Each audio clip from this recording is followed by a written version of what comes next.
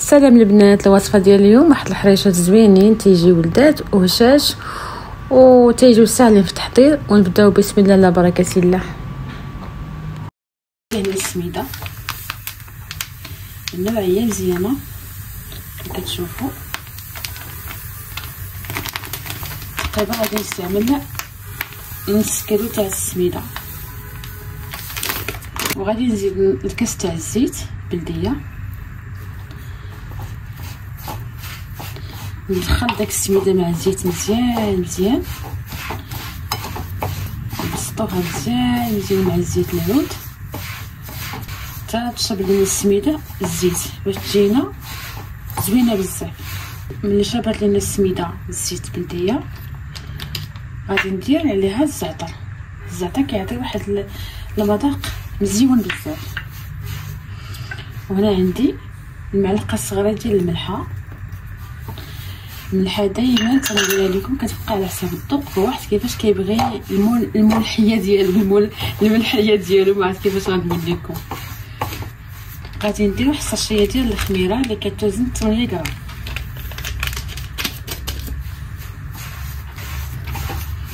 نخلط العناصر ديالي مزيان ندخل داك الخميره مع السميده ومع الزعتر ومع الملحه كما كتشوفوا. انا غادي نخلطها بالماء دافي، يكون سخون غير دافي شويه، وما نعجنوهاش، غير غنحركوها براس الاصابع ديالنا بحال هكا، ما ندلكوهاش.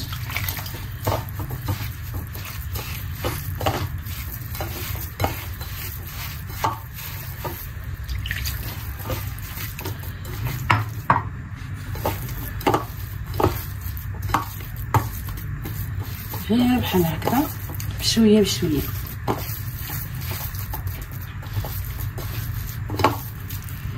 تتولي بحال هذا الشكل.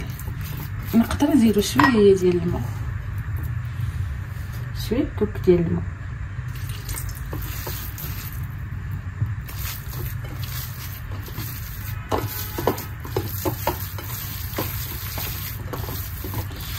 صافي دابا غنخليوها ترتاح واحد شويه يموجنا المقله.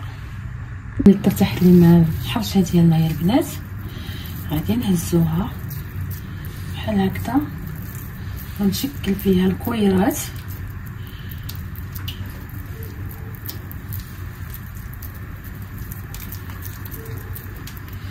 نحطوها في السميده هذه بسطه شويه ديال الزيت، وغادي نهزو هاد اللعيبه هذه غادي نحطوها، غنحط فيها الحرشه ديالي وغادي نقرصها فيها مزيان كما كتشوفوا بحال هكذا.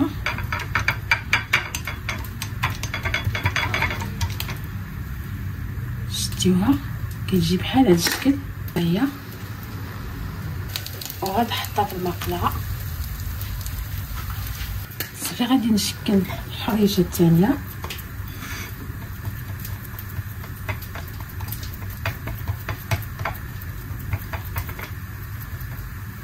بحال هذا الشكل.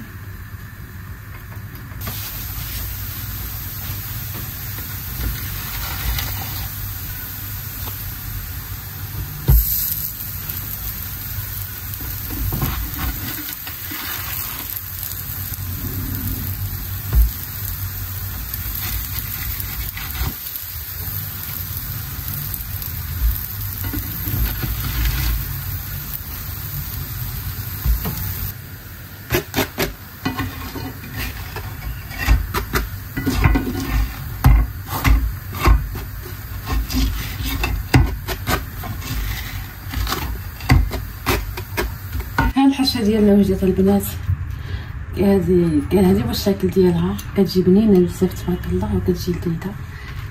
غادي نشوفوا غنحلوا وحده تبارك الله جات غزاله ما شاء الله كما كتشوفوا. شوفوها كيفاش جات. غادي ندهنوها بالزبده بالعسيله الحور.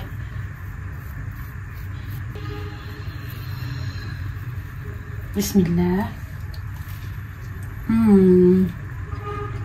شوفوا كيفاش جات البنات. معليك واحد الكويس ديال القهوه نتمنى ان شاء الله هذا الفيديو يعجبكم، ما تنسوش حتى واحد لايك وديروا كومونتير، ونتلاقاو ان شاء الله في وصفه جديده. السلام عليكم والشاهيه طيبه.